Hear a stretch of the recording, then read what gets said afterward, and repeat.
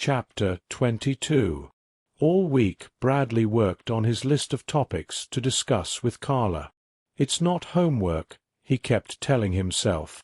In fact, it's the opposite of homework, because if I think of some good topics, then we won't have to talk about homework.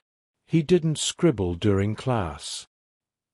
He listened closely to what Mrs. Ebble and the other kids said in order to get ideas for his list. He took it with him wherever he went. At recess, he kept his eyes and ears open, constantly on the lookout for a new topic. The other kids were meaner to him than they'd ever been before. They were no longer afraid of him. They called him names, and when he didn't do anything about it, they called him more names. A fourth-grade boy who wanted to show off to his friends ran up to him and said, "You're not even human. You're a monster. You're a monster from outer space." The boy ran away, but Bradley didn't chase him. He added 3 new topics to his list: humans, monsters, and outer space. Monday was Halloween. Most of the kids brought costumes, which they were allowed to put on at lunch. Brian, one of Jeff's friends, didn't bring a costume, so he borrowed a black magic marker from Mrs. Ebble and colored a circle around one eye. When he came back from lunch, he told everyone he was a Bradley Chalkers. While everyone laughed, Bradley busily worked on his list. It covered both sides of 3 sheets of paper. 1. Trees that lose their leaves. 20. 1 potato. 2 gold stars. 21. 2 potato. 3 chalk. 22. 3 potato. 4 tape. 23. 4. 5. Are chickens really afraid? 24. 5 potato. 6. Why people laugh. 25. 6 potato. 7. What does it feel like to be shot in the leg? 26. 7 potato. 8. Pencils. 27. More. 9. Pencil sharpeners. 28. Less. 10. Accidents. 29. Nothing at all. 11.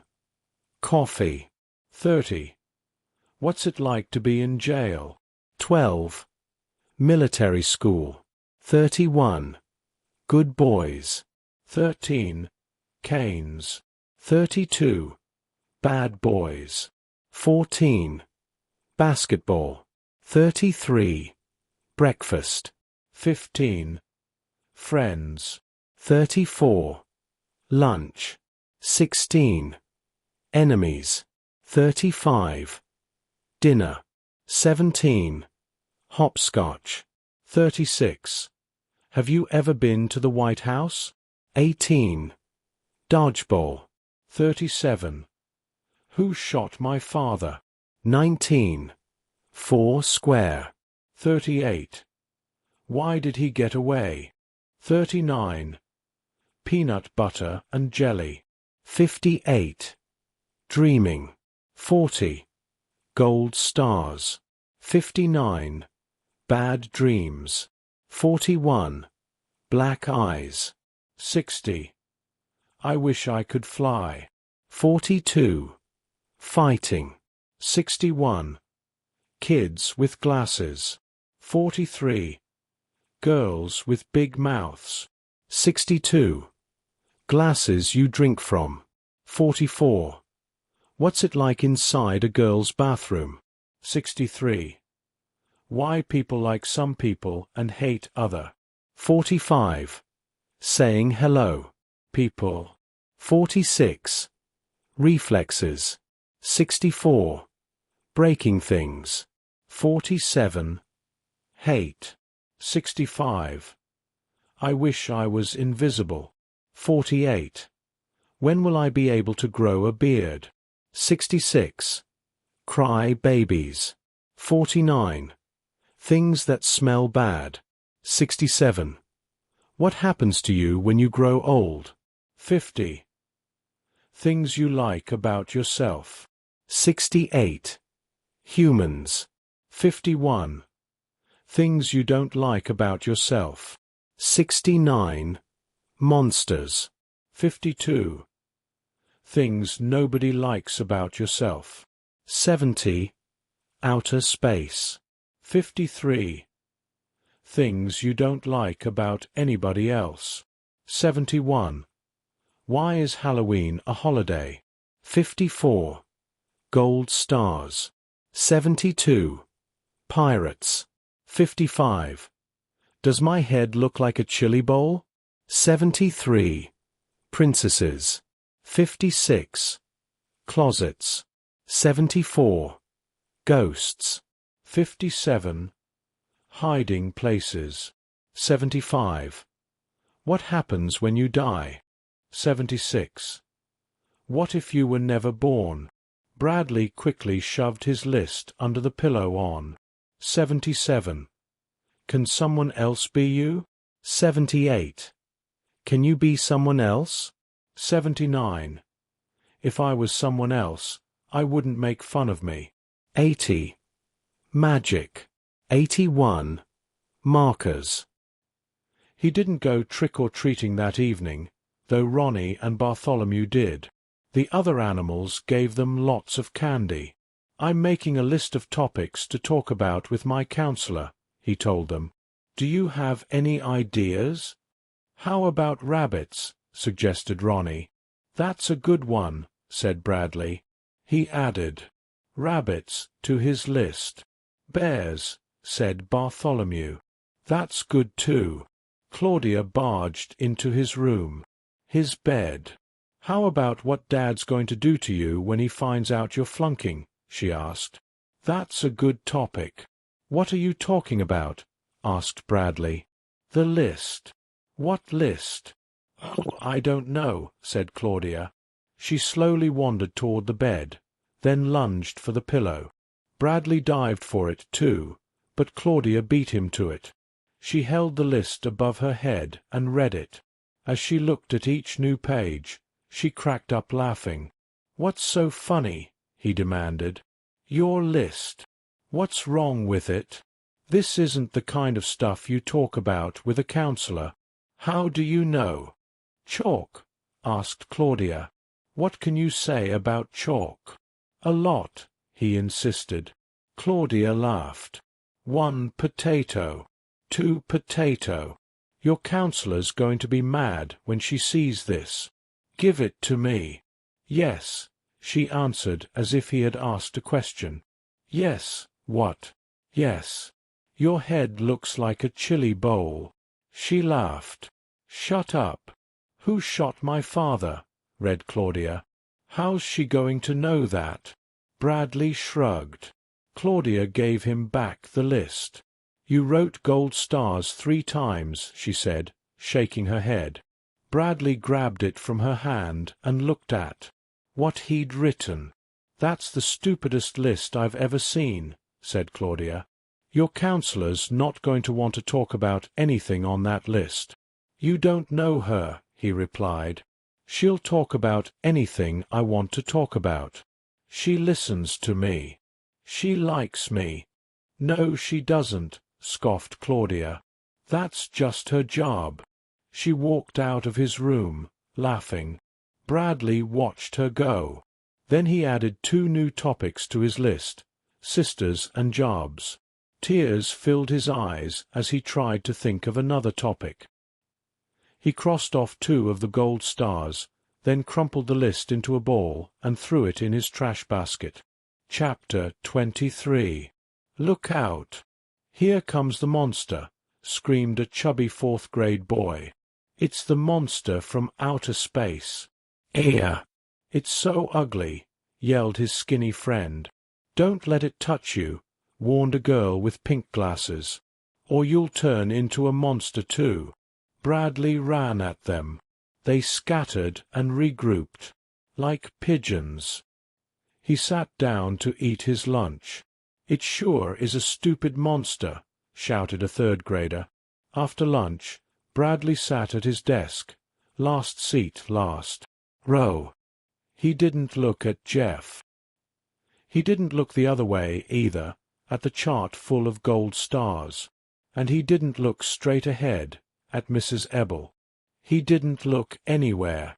It was time to see Carla again. He took the hall pass from Mrs. Ebel and walked out of the classroom. He hated Carla. He didn't want to make the same mistake with her that he had made with Jeff. He realized Claudia was right. Carla didn't like him. That was just her job.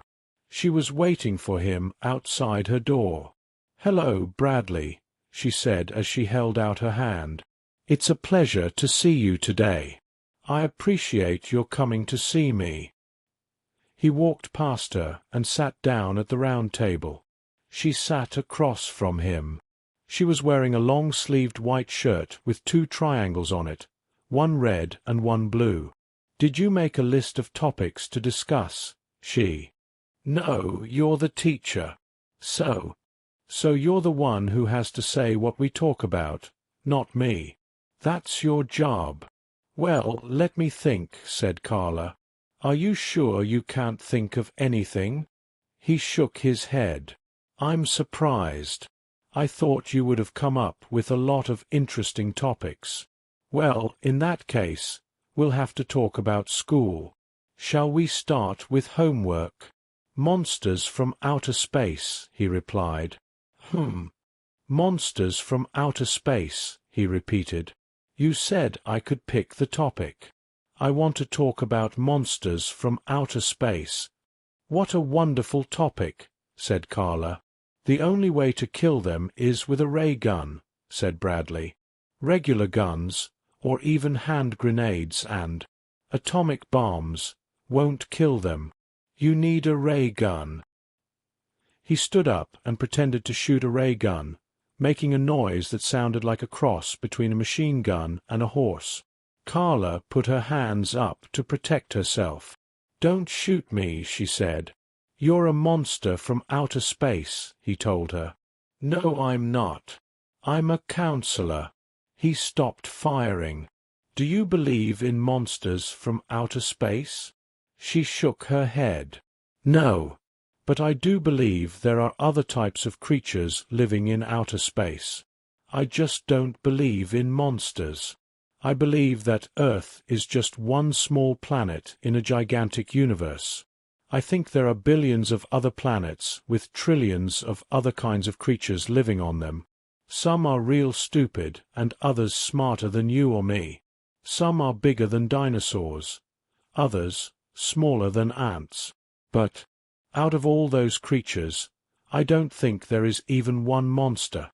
Not even one." "No," said Carla. "I think everyone has good inside him. Everyone can feel happiness and sadness and loneliness. But sometimes people think someone's a monster. But that's only because they can't see the good that's there inside him. And then a terrible thing happens. They kill him. No, even worse.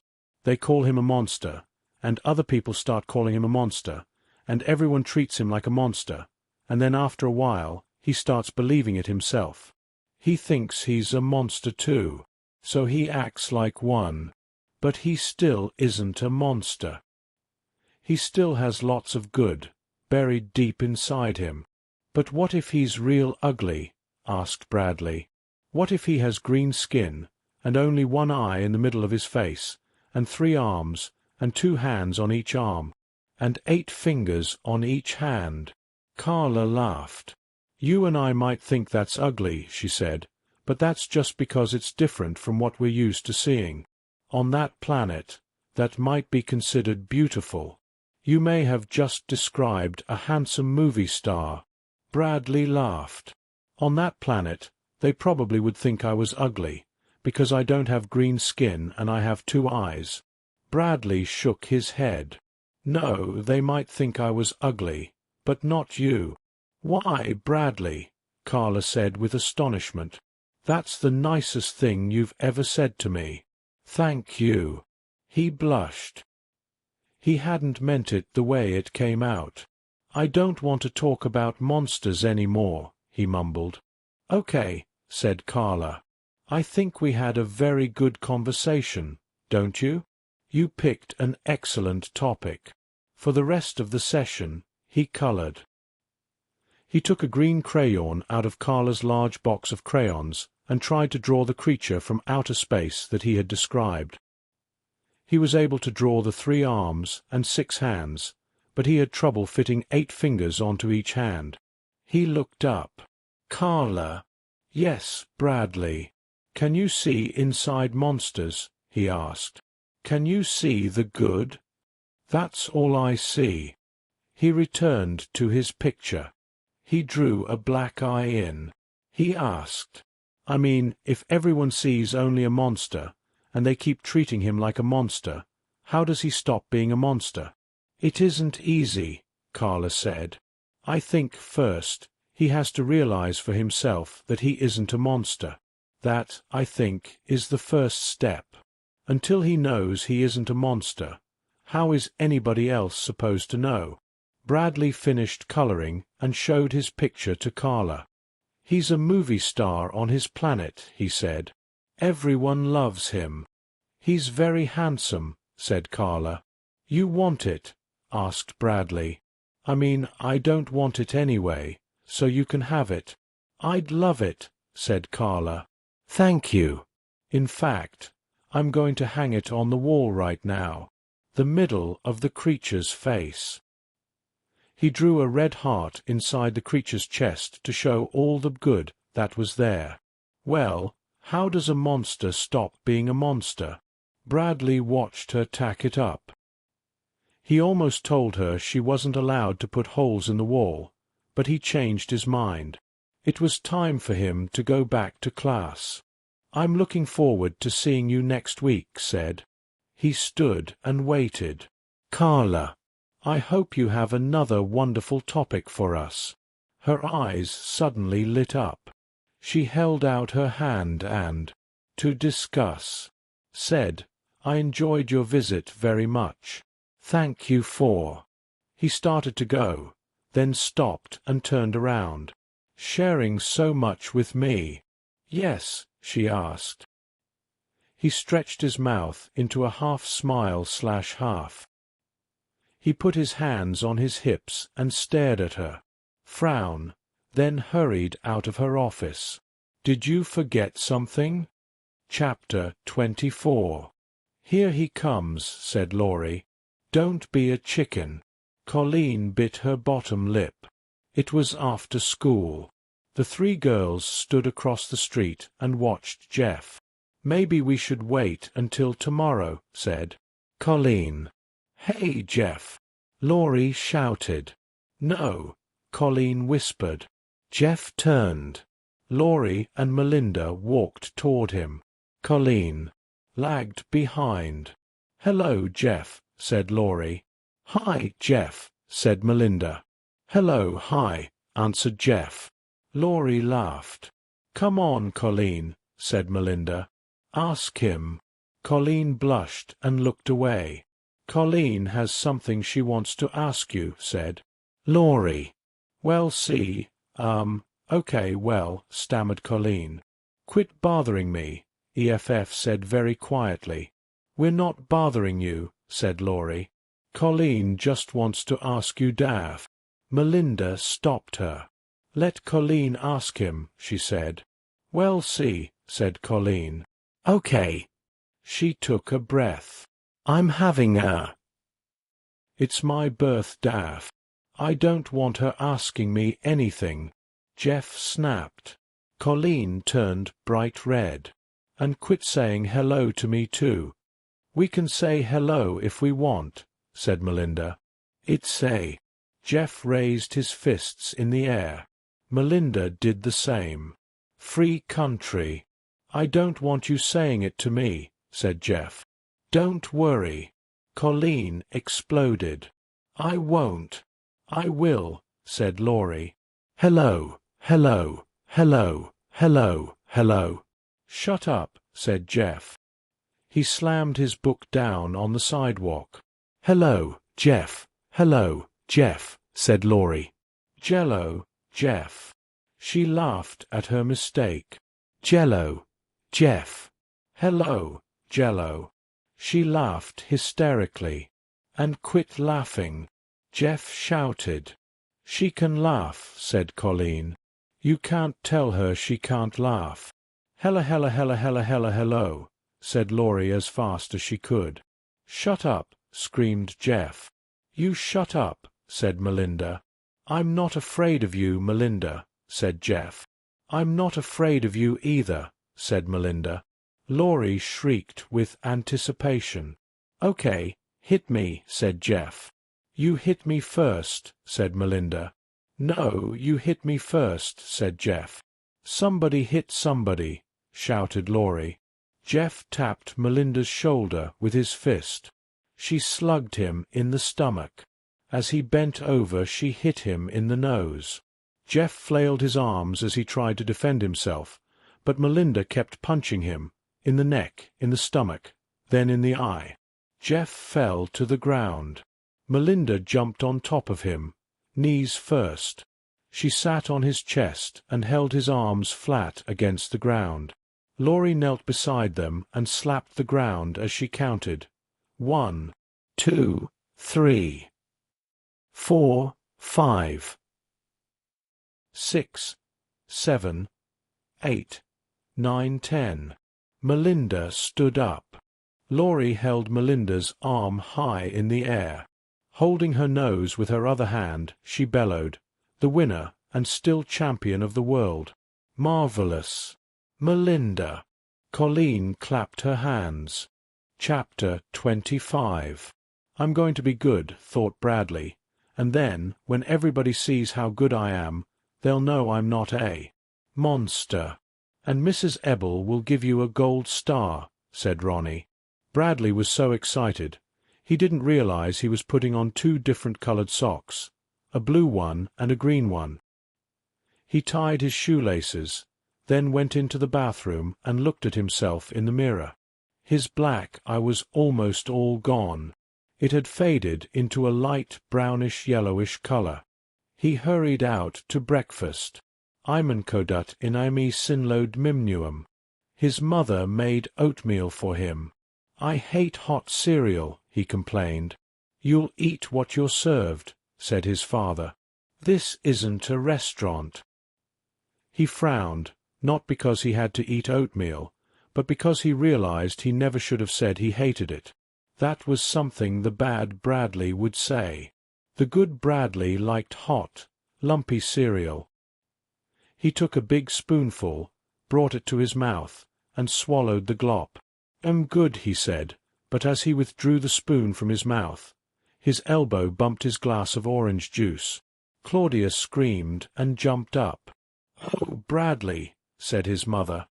His father glared at him. It was an accident. He started to say it was an accident, but then remembered Carla didn't believe in accidents. That puzzled him. He wondered why he would want to spill his orange juice on purpose. He liked orange juice. It was the oatmeal he should have spilled. "Are you just going to sit there, or are you going to help your mother clean it up?" asked his father. He picked up his napkin to help, but his mother told him to stay out of her way. "You'll only make a bigger mess," she said. Silently, he finished eating. As he headed back to his room, Claudia burst out. "Would have punched her face in if I was you." "He's going to get a gold star today," said Ronnie. Bradley changed his socks, but once again he was so excited thinking about the gold star that he didn't pay attention to what he was doing. He took the green sock off his right foot. He took the blue sock off his left foot. He put the green sock on his left foot and the blue sock on his right foot. Then he put his shoes on and left for school, determined to be good. Laughing. "What's so funny?" he demanded. "Look at your socks," she laughed. He looked down at his feet, then back at his sister, the laughing hyena. "Thank you, Claudia," he said. "I appreciate your sharing that with me." She stopped laughing and stared at him. He walked into his room, sat on the edge of his bed, and took off his sneakers. "Wow," said Bartholomew. "You were so good. He walked into class and took his last row. He sat up straight with his hands folded on top of his desk. He tried to hold back his excitement as he glanced at the chart on the wall next to him. Jeff came in and sat down last seat, second to last row. Bradley saw him out of the corner of his eye, then turned to get a better look. Jeff had a black eye. "What are you staring at, Chalkers?" Jeff snarled. "Hey, you two look like twins," exclaimed Sean. He stumbled backward into Jeff, who pushed him. The girl who sat in front of Jeff. "Turn your ugly face around," Jeff snapped. "Oh, shut up, Bradley," said Sean, turning around. Bradley looked at the back of Sean's head. "She still thinks I'm a monster," he realized. "But once I get my gold star, then she'll know I'm good." For the rest of the morning, he sat at attention with his eyes fixed on Mrs. Ebel. He kept wondering if she had noticed how good he was yet.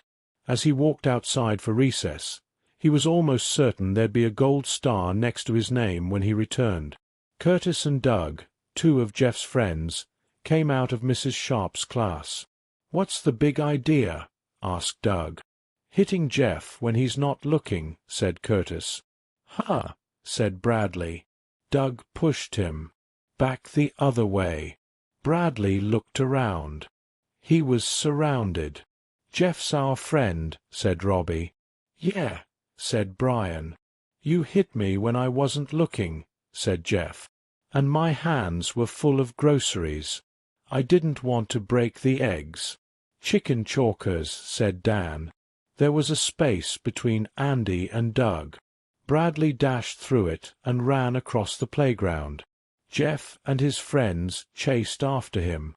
Bradley looked back at them and smashed into a girl standing on one foot. The girl fell onto the hard hopscotch ground and wailed. "I'm telling Bradley," said one of her friends. "I'm sorry," Bradley said helplessly, then continued running. He ran up the concrete steps and entered the school building through the auditorium. From there, up by his elbows, he walked quickly to the library. What if Carla's wrong? He worried. What if I really... "What do you want, Bradley?" asked Mrs. Wilcott. "Am a monster?" "The librarian." "I don't want any trouble from you," Bradley said. "Nothing," he muttered as he sat down at one of the Mrs. Wilcott tables. He leaned his head against his hands, propped